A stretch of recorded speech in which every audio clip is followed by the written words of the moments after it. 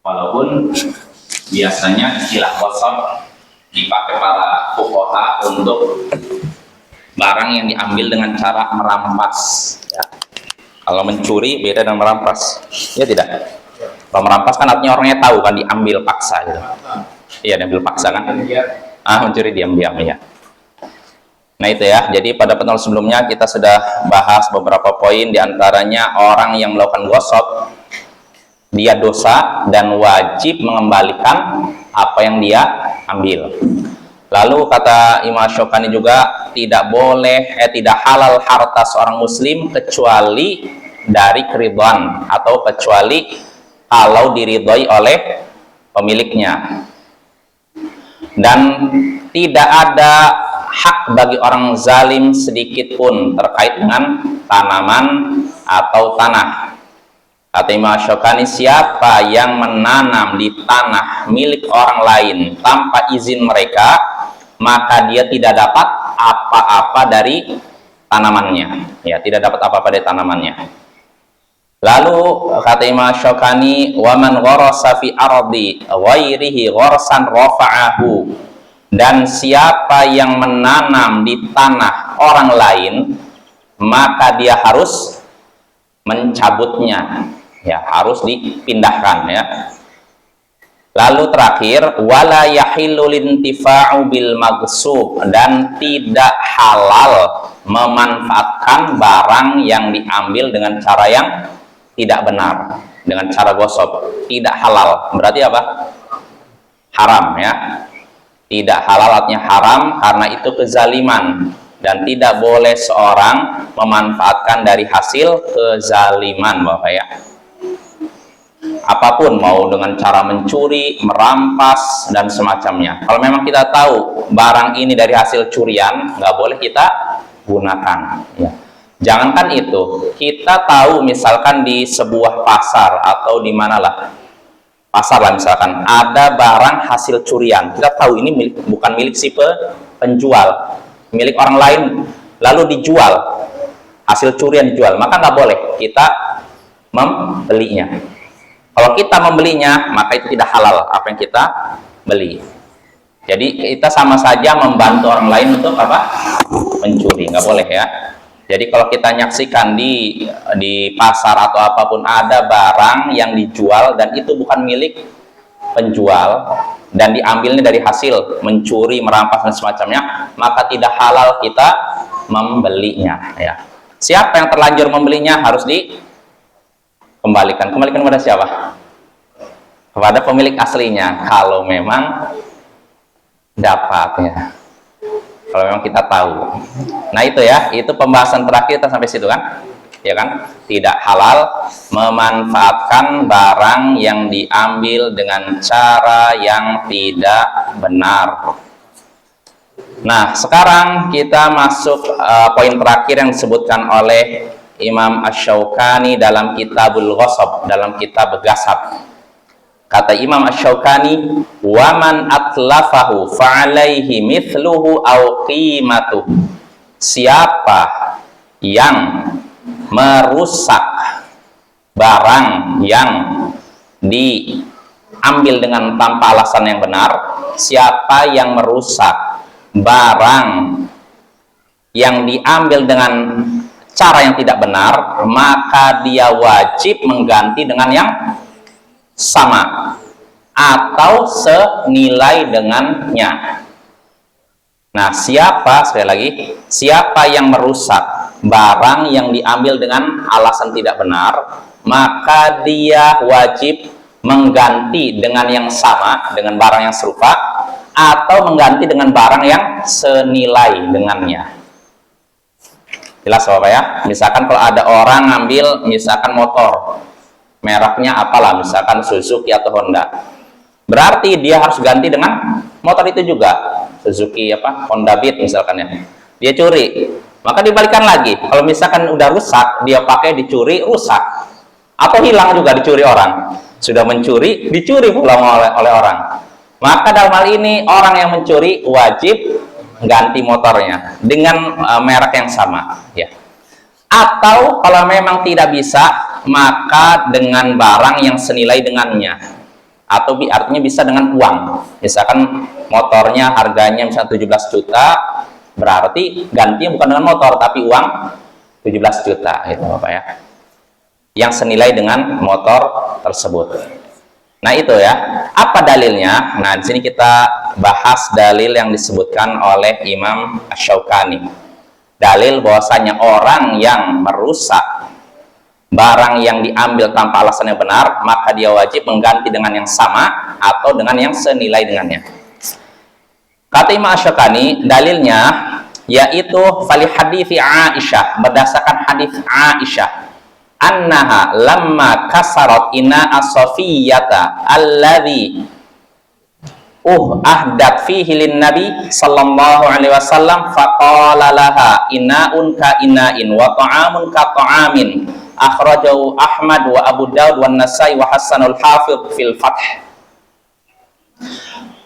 Adapun dalil bahwasanya orang yang merusak barang yang diambil tanpa alasan benar, merusak barang apapun sebenarnya, maka dia wajib mengganti dengan yang sama atau senilai dengannya. Itu berdasarkan hadis Aisyah, bahwasanya Aisyah ketika merusak wadah milik Sofiyah yang dihadiahkan kepada Nabi, Nabi pun berkata kepada Aisyah, wadah diganti dengan wadah, makanan diganti dengan makanan.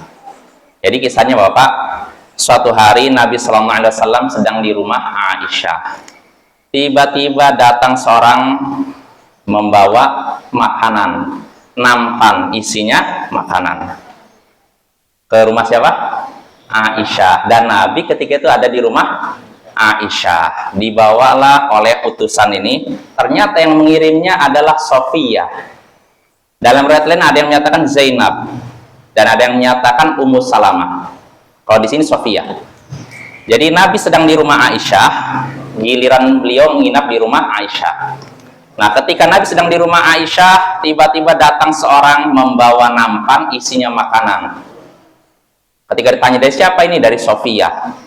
Nah, Aisyah dengar itu, maka langsung terpecahlah nampan itu, makanannya berserakan. Kira-kira kenapa Aisyah ini? Cemburu. Nah, itulah wanita ya. Ya. Karena kebetulan yang ngirim madunya ibaratnya kan, ya, istri Nabi lain kan. Aisyah pun marah, lalu ditampar gitu, sampai jatuhlah nampan itu pecah jadi dua. Makanannya berserakan. Lalu Aisyah pun bertanya, gimana nih? Udah melakukan itu, baru dia nyesal. Wahai Rasulullah, apa kafaratnya wahai Rasulullah? Kafaratnya apa? Dendanya nih. Kata Rasulullah, inaun ka inain wa ta'amun ka ta'amin. Wadah diganti dengan wadah, makanan diganti dengan makanan. Artinya itu, yang penting kamu ganti aja gitu. Lalu apa ya? Jadi Aisyah di sini cemburu. Dalam riwayat lain, dalam riwayat Sahih Bukhari disebutkan ketika Nabi Sallallahu Alaihi Wasallam kedatangan utusan tadi bawa nampan, lalu Aisyah kan langsung dipecah, ditampar istilahnya, pecahlah nampan tersebut. Maka apa yang dilakukan oleh Nabi? Nabi langsung makanan yang berserakan diginikan. Setelah itu Nabi berkata kepada para sahabat, bayangkan di situ ada para sahabat Bapak di rumah Aisyah. Jadi para sahabat dengar tidak? Dengar, pang. Maka Rasulullah berkata kepada para sahabat, gharat ummukum, ibu kalian cemburu. Ibu kalian sedang cemburu. Nah, itu lihat tuh. Bagaimana sikap Rasulullah kepada istrinya. Beliau tidak marah Bapak ya. Walaupun kecemburuan Aisyah sampai mengakibatkan apa? Ininya nampan istri Nabi lainnya sampai pecah. Tapi Nabi tidak marah. Nabi memberikan uzur, memberikan istilahnya alasan untuk memaafkan. Ya. Kata Nabi, ibu kalian sedang cemburu. Nah, ini teladan kita ya. Dari sini Bapak, kata para ulama, disebutkan oleh Imam Al-Aini dalam Umdatul Qari, dari hadis ini kita bisa mengambil faidah selain pembahasan sekarang ini. Seorang wanita tidak dihukum karena kecemburuan yang muncul dari dirinya. Seorang wanita tidak mendapatkan hukuman karena kecemburuan yang muncul dari dirinya kecuali kalau sampai menzalimi pihak lain. Jelas apa ya? Jadi selama cemburu atau ya tadi sampai pecah gitu itu masih wajar. Nabi saja mendiamkan. Nabi tidak memarahi Aisyah. Padahal Nabi sanggup nggak marahi. Kamu ini barang milik ini bukan milik kamu pecahkan. Nabi sanggup, tapi Nabi tidak marah. Nabi memaafkan. Karena orang kalau lagi cemburu, kalau kata Imam Al-Aini, tertutup pandangannya. Ya nggak? Udah cemburu kadang udah nggak pikir, aku udah emosi meningkat udah. Nah itu apa ya?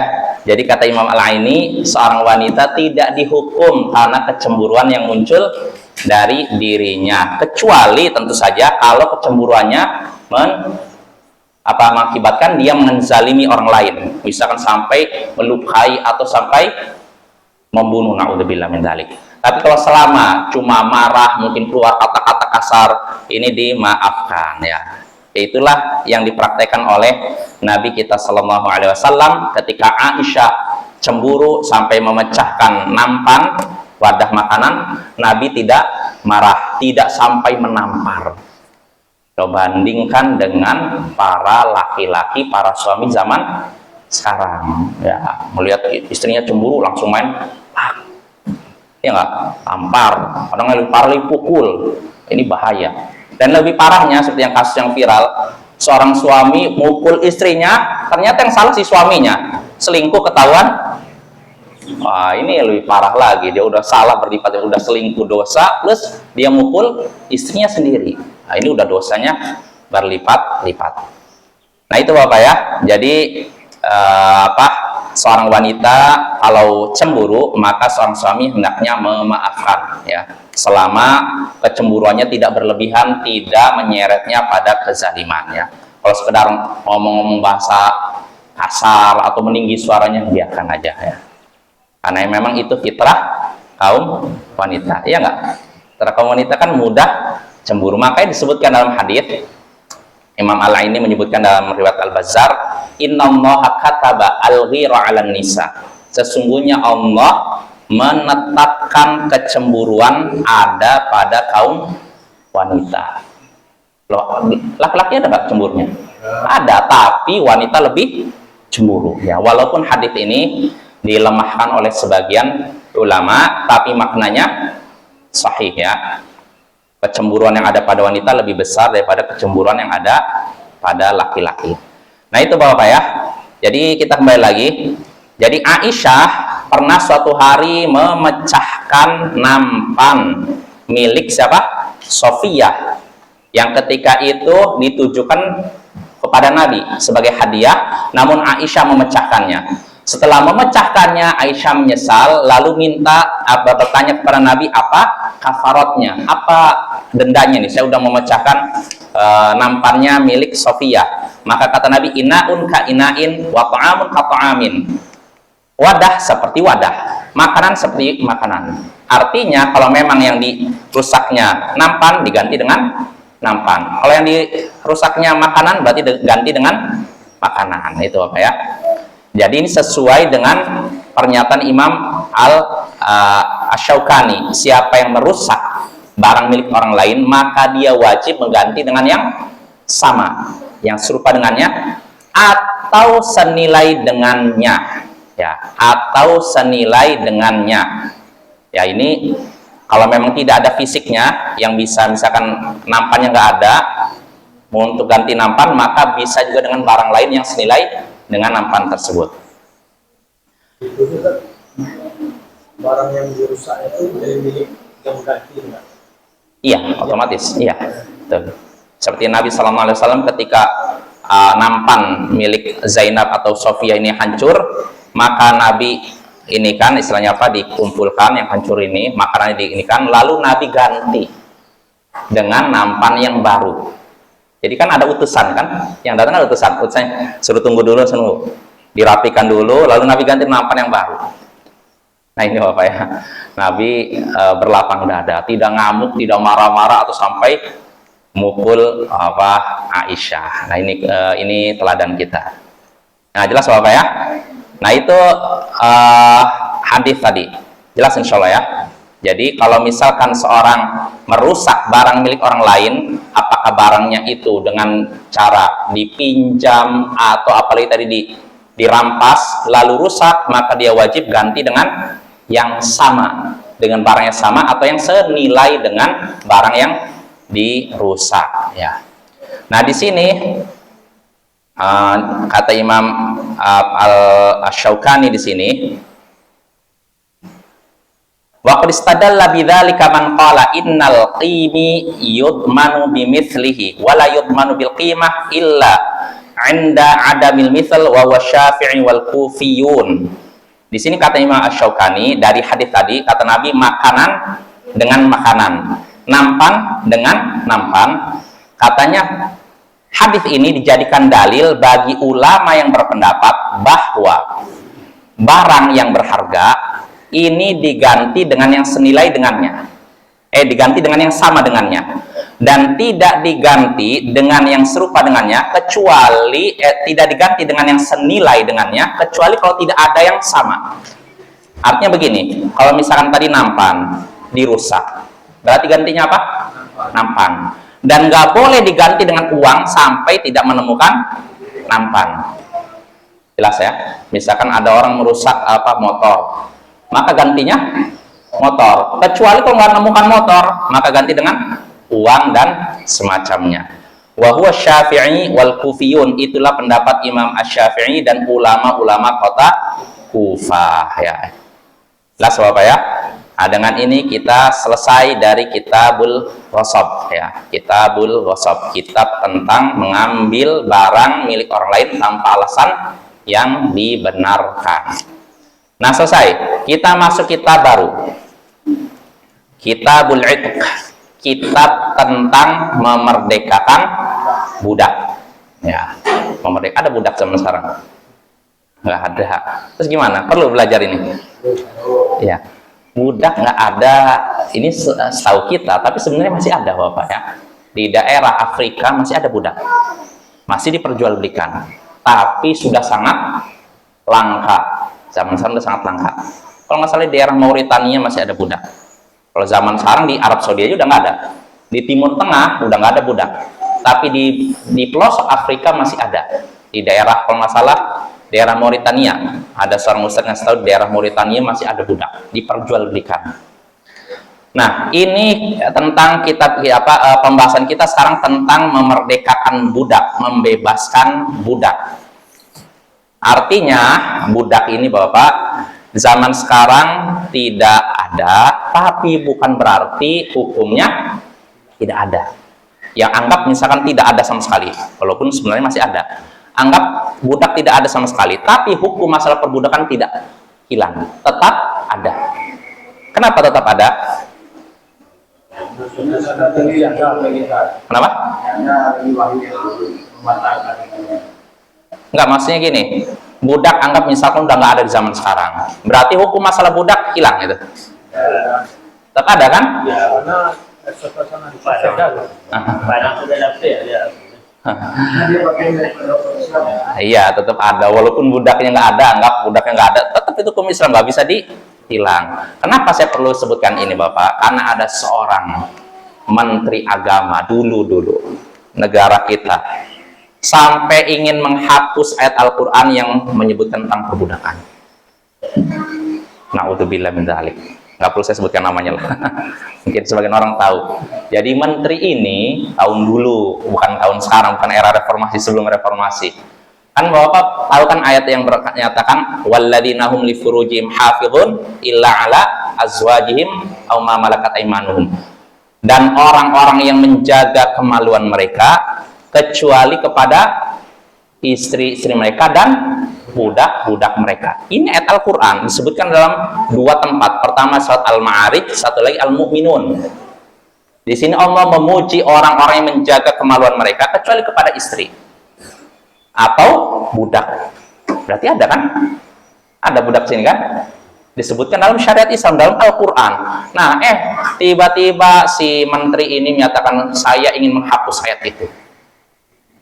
Na'udzubillah min dzalik. Seakan-akan menantang siapa? Allah. Lihat, ini udah ditetapkan dalam Al-Quran. Bagaimana bisa dia mau menghapus? Nah, ini bahaya sekali Bapak ya, kalau orang bermasalah jadi menteri agama, waduh, ngeri ya. Karena dia berbicara masalah agama kan. Kalau dia berbicara masalah pertanian kita nggak mempermasalahkan, tapi dia udah berbicara masalah agama, bahkan menyatakan ingin menghapus aturan yang sudah ada dalam Al-Quran, sudah baku dalam Al-Quran. Kalau dalam hadis mungkin masih agak walaupun salah, sangat fatal. Hadis itu nggak boleh tolak kan? Tapi kalau dia menolak yang ada dalam hadis, ya sedikit ya enggak, sedikit wajar lah. Karena sebagian orang kan nolak hadis kan, berani nolak hadis. Tapi kalau Al-Quran berani nggak? Nggak berani kan? Karena tahu konsekuensinya kan.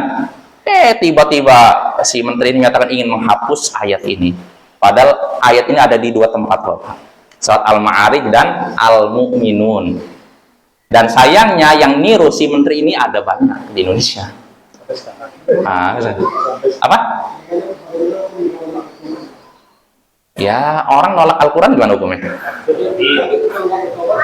Iya, kalau nggak bertobat iya. Dan itu kita khawatir. Udah cabut ya? Saya nggak tahu. Bapak, kalau misalkan ada orang yang istilahnya mengucapkan perkataan mungkar dengan terang-terangan, diliput oleh TV, disiarkan oleh radio, atau dicatat dalam koran, kalau dia tobat harus diumumkan. Nggak bisa cuma sembunyi-sembunyi, nggak bisa. Jadi nggak bisa dia misalkan menyatakan budak ini ingin dihapuskan masalah perbudakan, lalu dia tobat, ya Allah saya tobat, harus diumumkan juga. Kalau tidak sah. Kecuali kalau seorang khawatir nyawanya terancam. Kalau dia mengumumkan terancam, ini lain lagi. Karena dia ingin menjaga nyawanya kan, dalam Islam diperbolehkan. Tapi yang jadi masalah, hidup di tengah-tengah kaum muslimin di Indonesia, negara mayoritas muslim. Apa iya bakal nyawanya terancam? Enggak. Dan ini memprihatinkan. Itu kalau maksiatnya tidak diketahui orang lain, yang nggak ada hubungannya dengan umat, yang belum tersebar, cuma kita aja dengan Allah, ya sembunyi. Kita misalkan melakukan maksiat sembunyi-sembunyi Bapak ya, nggak ada yang tahu kecuali saya, misalkan kita dengan Allah, maka cukup tobat, nggak perlu diumumkan. Tapi kalau seorang melakukan maksiatnya, maksudnya kesesatan di depan umum, sampai masuk YouTube, sampai masuk siaran TV, lalu ingin tobat, maka umumkan tobatnya. Kalau enggak, semua orang yang ikuti perkataan dia, dosanya terus ngalir kepada dia, walaupun dia udah tobat. Kalau tobatnya apa?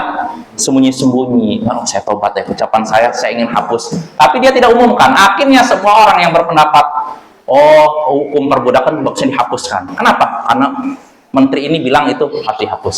Semua orang yang ngikutin dia, dosa yang tanggung dia. Dosa jariah, mengerikan. Ini juga berlaku pada sebagian artis.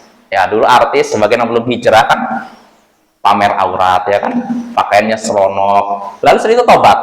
Apa yang harus dilakukan artis ini? Fotonya, jejak digital udah tersebar di mana-mana. Pakai pakaian segini kah, pakai rok mini kah? Dia tobat. Apa yang harus dia lakukan? Dia umumkan, saya tobat. Siapa yang masih punya foto saya yang belum menutup aurat, saya berlepas diri darinya. Selesai. Kalau nanti ada orang yang masih download foto dia yang dulu, dia sudah tidak kena dosa. Si artis ini yang tobatnya udah nggak kena dosa. Tapi kalau dia diam-diam saja, nah ini masih dosa jariah, Bapak. Ya termasuk tadi, Bapak. Makanya para ulama terdahulu, mereka yang dulunya pernah terjatuh dalam sekte sesat, ketika tobat diumumkan. Abul Hasan Al-Asy'ari begitu. Dulu dia 40 tahun Mu'tazilah. Setelah itu tobat. Di Baghdad, ketika sholat Jumat, dia mengumumkan langsung di hadapan jamaah, wahai kaum muslimin, dulu saya meyakini keyakinan Mu'tazilah, namun setelah saya merenung begini, saya dapati pendapat tersebut batil. Karena itu saya saya lepaskan pemikiran Mu'tazilah sebagaimana saya lepaskan pakaian saya ini. Ini disaksikan nggak sama orang banyak? Kenapa dipilihnya selesai Jumat? Orang ramai biar pada tahu. Kalau dipilihnya selesai sholat subuh, yang hadir cuma berapa orang kan? Dipilihnya selesai sholat Jumat.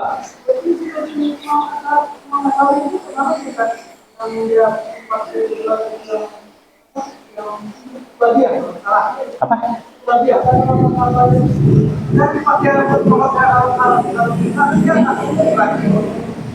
Enggak. Oh iya, Abul Hasan al-Asy'ari begini Bapak ya. Dulu 40 tahun sebagai Mu'tazilah, setelah itu terpengaruh dengan Kullabiyah. Muhammad Abdullah bin Kullab. Abdullah bin Kullab ini mirip dengan Ahlu Sunnah, tapi bukan Ahlu Sunnah. Jadi dia dianggap membela sunnah, tapi masih ada pemikiran kalamnya. Ya, jadi mirip. Nah, Abul Hasan al-Asy'ari tadi Mu'tazilah. Setelah itu dia keluar dari Mu'tazilah, dia ngikuti Abdullah bin Sa'id bin Kullab. Orang yang disebut pendiri pemikiran Kullabiyah. Bedanya apa? Kalau Mu'tazilah menolak semua sifat. Semua sifat Allah tolak. Nama Allah ditetapkan, semua sifatnya ditolak. Allah nggak punya sifat sama sekali. Ini Mu'tazilah. Nah, kalau Kullabiyah bagaimana? Enggak. Mereka menetapkan nama Allah dan juga menetapkan sebagian sifat, enggak semuanya. Sebagian sifat diterima, sebagian sifat ditolak. Dengan alasan apa ditolak? Tidak masuk akal, walaupun disebutkan dalam Al-Quran dan Hadis. Nah, ini Abdullah bin Sa'id bin Kullab. Abul Hasan al-Asy'ari setelah lepas dari Mu'tazilah ngikuti Kullabiyah, pemikiran Abdullah bin Sa'id bin Kullab. Nah, setelah ini bergelut dengan pemikiran Kullabiyah, di akhir hayatnya Abul Hasan al-Asy'ari meninggalkan pemikiran Kullabiyah, lalu kembali kepada Ahlus Sunnah. Dari mana kita bisa tahu demikian? Dari kitabnya Al-Ibanah An Usuli Diyanah. Ini kitab terakhir Abul Hasan al-Asy'ari sebelum wafat. Dalam kitabnya di sini disebutkan bahwa Abul Hasan al-Asy'ari mengikuti pendapat Ahlus Sunnah wal Jamaah, pendapat ahli hadis. Di antaranya menetapkan tentang ketinggian Allah di atas arsy, menetapkan sifat wajah tangan bagi Allah. Sebutkan. Bukan cuma ini saja, dalam kitab satu lagi Maqalat al-Islamiyin sama juga dia sebutkan, dia kembali ke mazhab ahli hadits Ahlus Sunnah. Lalu dalam kitab satu lagi Risalah Ar-Risalah ila Ahli Faghr. Jadi dalam tiga kitab beliau sama dengan Ahlus Sunnah. Walaupun ketika dikatakan kembali pada Ahlus Sunnah masih tersisa sedikit pemikiran Kullabiyah dan Mu'tazilah. Sedikit Bapak ya. Secara umum beliau udah rujuk tobat kepada Ahlus Sunnah, kembali kepada Ahlus Sunnah, tapi masih ada sebagian pemikiran beliau yang bercampur dengan Mu'tazilah dan Kullabiyah. Kenapa kira-kira kok masih ada? Iya, karena orang udah mendarah daging 40 tahun jadi Mu'tazilah, Bapak. Dihilangkan dalam waktu 1 tahun 2 tahun bisa? Berat, Bapak ya. Sama seperti kita nih. Mungkin dari kecil sebagian orang udah pemahamannya tarekat misalkan, mendarah daging. Lalu setelah itu keluar, biasanya ketika dia keluar dari tarekat, masih ada sedikit, ya enggak? Iya, mungkin kalaupun pemikiran minimal bahasanya bahasa tarekat. Apa ini? Kok istilahnya aneh? Itu apa ya? Nah, maka wajar ya, kenapa Abul Hasan al-Asy'ari ketika rujuk di akhir hayatnya masih ada sedikit pemikiran Mu'tazilah dan Kullabiyah. Saya katakan sedikit, tidak banyak. Ya, karena secara umum beliau sudah meninggalkan semua pemikiran Mu'tazilah dan Kullabiyah. Nah, timbul pertanyaan, terus bagaimana Abul Hasan al-Asy'ari kok tidak mengumumkan? Ya beliau umumkan, bukti dalam kitab. Itu sudah cukup. Kitab. Nah, itu yang betul, yang jadi masalah orang yang mengaku mengikuti Abul Hasan al-Asy'ari yang dinamakan Asy'ariyah atau Asy'ariyah, mereka nggak mengikuti pemikiran pendapat Abul Hasan al-Asy'ari, akidah Abul Hasan al-Asy'ari di akhir hayatnya. Jadi ada 3 pemikiran Abul Hasan al-Asy'ari dalam hidupnya, ada 3 fase. Pertama, ketika dia menjadi Mu'tazilah, lalu keluar mengikuti pemikiran Kullabiyah, lalu terakhir Ahlus Sunnah. Ini Bapak ya, ada 3 fase ini. Ini disebutkan oleh Imam Ibnu Katsir dan beberapa ulama. Nah, sebagian orang yang ngaku mengikuti Abul Hasan al-Asy'ari di zaman sekarang, yang mengaku sebagai Asy'ariyah mengikuti Abul Hasan al-Asy'ari, mereka tidak mengikuti Abul Hasan al-Asy'ari di fase terakhir. Mereka yang ikutnya tengah, bahkan banyak yang pertama. Mu'tazilah. Banyak. Contohnya Bapak, kalau memang Asy'ariyah sekarang nih mengikuti Abul Hasan al-Asy'ari, harusnya mereka menetapkan ketinggian Allah kan? Ya. Ketika Abul Hasan al-Asy'ari keluar dari Mu'tazilah, mengikuti Kullabiyah menetapkan ketinggian Allah di atas arsy. Tapi herannya Al-Asy'ariyah zaman sekarang tanya, di mana Allah? Di atas enggak, di bawah enggak juga, di luar alam enggak, di dalam alam enggak. Tidak di atas, tidak di bawah, tidak di luar alam, tidak dalam alam. Di mana? Enggak ada yang seperti ini. Oh, iya. Cuman Mu'tazilah yang nolak seperti ini. Apa ya? Kalau kullabiyah, kan tadi yang fase kedua kan kullabiyah, menetapkan ketinggian Allah. Abdullah bin Sa'id bin Kullab menetapkan itu. Tidak menolak. Jelas apa ya? Ini rata-rata kullabiyah, semuanya nolak. Maaf, penerima. Abdullah bin Sa'id bin Kullab. Terus Al-Harith Al-Muhasibi, dia kullabiyah plus sufi, tapi dia menetapkan ketinggian Allah. Nah ini, kalau memang Asy'ariyah ngikuti Abul Hasan Al-Asy'ari, harusnya ngikuti yang fase terakhir kan? Kalau tidak terakhir minimal tengah, tapi banyak yang ketika masih di Mu'tazilah, banyak ya. Ya kita lihat dalam beberapa sifat ditolak. Sifat-sifat Allah dalam Al-Quran atau hadis. Dan mereka tidak mengakui kitab Al-Ibanah itu karangan. Ya, itu udah bisa dibantah karena kitab Al-Ibanah itu disebutkan oleh para ulama, diantaranya Imam Ibnu Katsir, bahkan oleh Imam Ibnu Asakir. Imam Ibnu Asakir punya kitab khusus membela kehormatan Abul Hasan Al-Asy'ari. Beliau sebutkan di situ. Jadi nggak ada alasan. Kalaupun anggap kita nggak pakai, karena katanya ini kitab Al-Ibanah ini dipalsukan oleh Wahabi katanya. Ya, anggap itu dipalsukan atau salah lah. Tapi kan ada dua kitab lainnya, Maqalat Al-Islamiyin sama Risalah ila Ahli Thaghar. Ini nggak bisa dibantah mereka. Nggak bisa mereka. Makanya kan aneh, mereka beragamanya yang ngikuti ini aja selera, ya. Yang jelas begitu. Jadi kita kesimpulannya kepada tadi masalah orang bertobat, kalau memang orang melakukan kesalahan, kalau kesalahannya di depan umum, maka tobatnya juga di depan umum. Tapi kalau kesalahannya tersembunyi, cuma dia dengan Allah yang tahu, maka tobatnya, ya itu sembunyi-sembunyi, nggak usah diterangkan, nggak usah nampakkan aibnya. Orang udah tobat, cuma dia dengan Allah, tiba-tiba diumumkan, hadirin saya tadi malam begini-begini. Konyol itu, membongkar aibnya sendiri. Enggak. Tapi yang jadi masalah kalau sudah di depan umum. Nah, ini baru diumumkan. Apa dalilnya? Dalam surat Al-Baqarah, Allah sebutkan illal ladzina tabu wa aslahu wa bayyanu. Allah sebutkan kan di antara orang yang dilaknat adalah Allah menyebutkan bahwa ada beberapa orang yang dilaknat kecuali orang-orang yang taubat, membuat perbaikan dan wa bayyanu, menjelaskan. Menjelaskan apa? Kesalahannya, dulu saya melakukan ini, saya tobat. Nah itu. Jadi kalau ada orang yang melakukan kesesatan di depan umum, maka diumumkan di depan umum, dijelaskan. Nggak bisa sembunyi-sembunyi. Karena kalau masih sembunyi-sembunyi, dosa tetap ngalir ke dia. Setiap orang yang mengikuti pendapat sesat dia terus kena ke dia. Jelas apa ya? Itu masalah tobat. Jadi kita kembali lagi. Jadi masalah perbudakan, masalah hukum perbudakan ini hukum yang sudah tetap dalam Al-Quran dan hadis. Tidak boleh kita menolaknya. Kalaupun budak anggap di zaman sekarang tidak ada, ini kalau anggap tidak ada ya, hukumnya tetap ada. Dan kenyataannya masih ada. Dan budak juga tidak akan hilang selama masih ada jihad. Karena dalam Islam, seseorang bisa menjadi budak hanya lewat satu jalur. Jalur apa? Perang, jihad.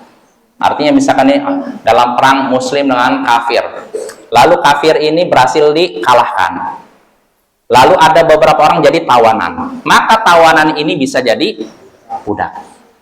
Tas apa ya? Selama ada perang, dan pertanyaannya, perang jihad, apa udah dihapus sama saya? Ya, anggap jihadnya nggak ada, hukumnya tetap ada. Nggak boleh kita meniadakan jihad secara umum gitu, apa ya? Anggap misalkan secara umum di dunia nggak ada jihad, tapi daerah tertentu bisa jadi ada jihad. Ya, perang melawan penjajah kafir atau perang melawan negara kafir yang melakukan invasi ke negara muslim. Ya. Jelas apa ya? Itu tentang hukum perbudakan. Lalu timbul pertanyaan masalah perbudakan ini.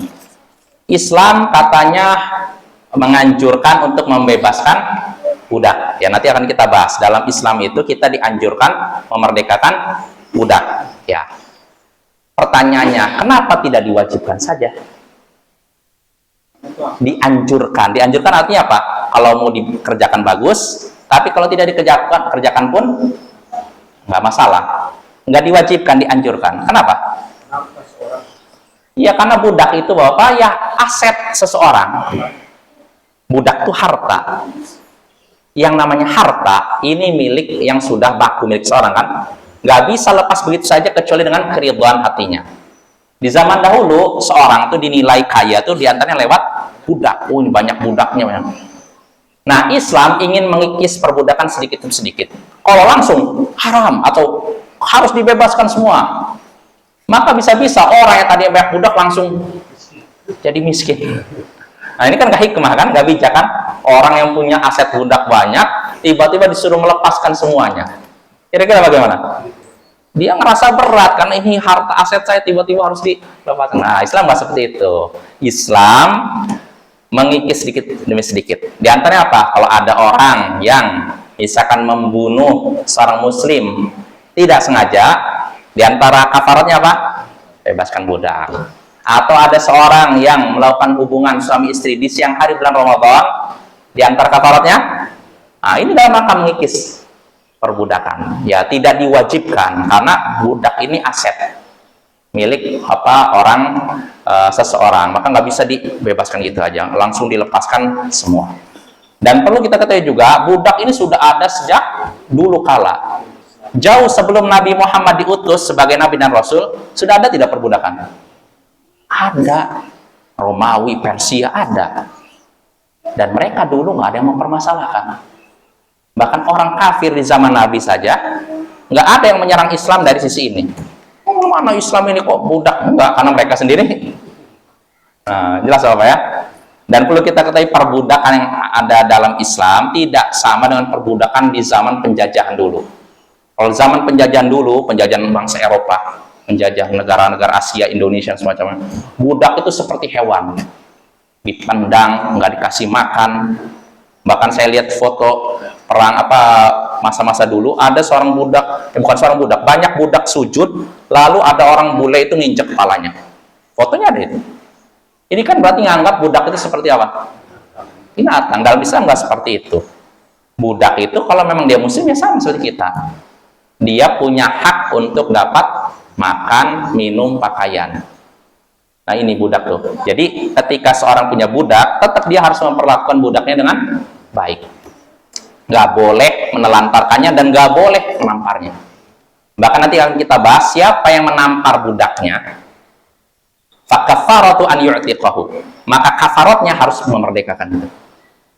Jadi punya budak misalnya, kamu ini plat, berarti wah saya mukul dia, ya udah berarti dendanya apa? Bebaskan budak itu. Artinya Islam itu sangat menghargai budak. Nggak ada bedanya dengan orang merdeka. Bedanya cuma itu aja, budak itu artinya posisinya dia bisa dipekerjakan tapi tidak berhak dapat gaji, gitu aja Bapak. Bedanya dengan pembantu itu. Kalau pembantu ketika kerja wajib atau berhak dapat gaji. Tapi kalau budak enggak. Tapi dia berhak dapat apa? Makan, minum, pakaian, tempat tinggal. Jadi nggak boleh diterlantarkan. Ya. Jelas Bapak?